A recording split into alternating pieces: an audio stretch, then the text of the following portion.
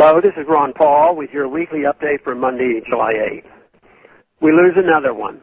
Looking at the banners in the massive Egyptian protest last week, we saw many anti-American slogans. Likewise, the Muslim Brotherhood-led government that was deposed by the military last week is very critical of what it sees as U.S. support for the coup.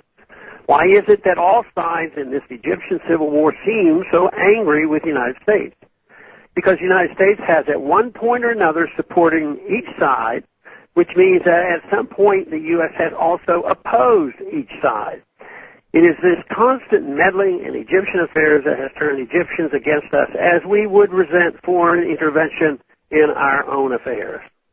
For more than 30 years, since the U.S. brokered Camp David Accord between Israel and Egypt, the U.S. supported Egyptian dictator Hosni Mubarak. Over that period, the U.S. sent more than $60 billion to prop up Mubarak and, importantly, to train and seek control over the Egyptian military.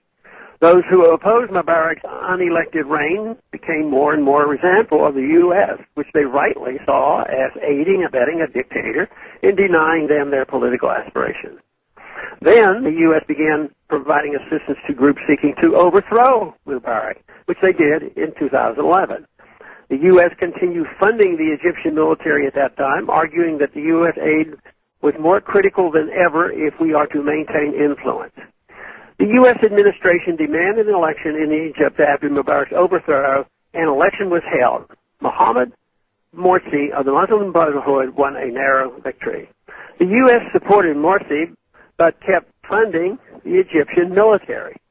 After a year of Morsi's rule, Egyptians who did not approve of his government took to the streets to demand his removal from office. The U.S. signaled to the Egyptian military that it would not oppose the removal of Morsi from power, and he was removed on July 3rd. With the overthrow of the Muslim Brotherhood-led government came the arrest of many politicians and the closure of many media outlets sympathetic to them. Then the U.S. government warned the same Egyptian military that undermined democracy that it needed to restore democracy. Is it any wonder why the Egyptians from all walks of life are united in their irritation with the United States?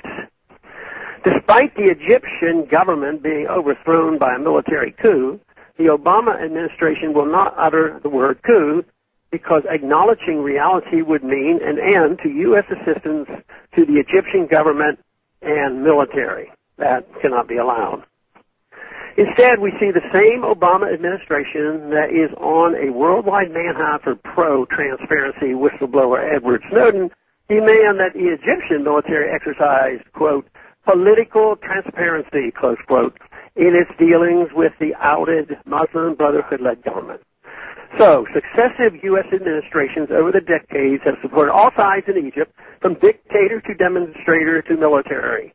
There is only one side that the U.S. government has never supported, our side, the American side. It has never supported the side of the U.S. taxpayers who resent being forced to fund a foreign dictatorship, a foreign military, and foreign protesters.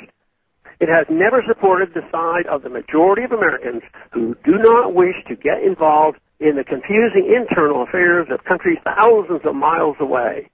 It has never supported the side of those of us concerned about blowback, which is the real threat to our national security. Unfortunately, U.S. administrations continue to follow the same old failed policies, and Obama is no different. More intervention, more foreign aid, more bullying, more empire. Thanks for calling this update. A new update is placed on this number, 888-322-1414, every Sunday. The written text can be found on my free foundation website at www.the-free-foundation.org and on my Facebook page. Thanks for listening.